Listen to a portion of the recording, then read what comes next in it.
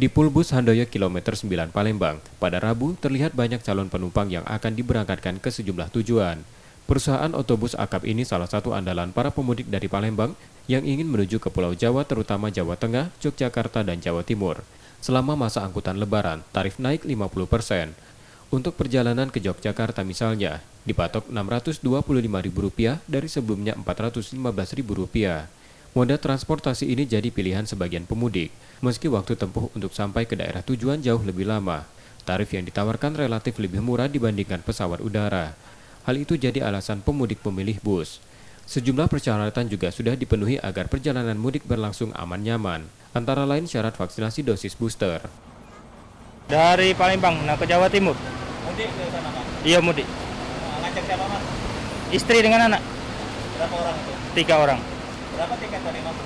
750. Kenaikan dari awal harga 500 jadi 745. 3 tahun sudah tidak mudik. Kenapa? 3 tahun karena disebabkan oleh Covid. Karena disebabkan oleh Covid, vaksin karena belum vaksin tidak boleh ke mudik.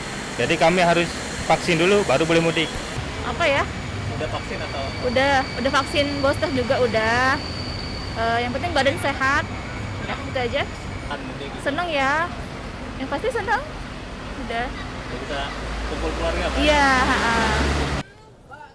Pemudik yang menggunakan bus diminta memesan tiket lebih awal dan telah menjalani vaksinasi COVID-19 dosis booster serta mematuhi protokol kesehatan selama di perjalanan.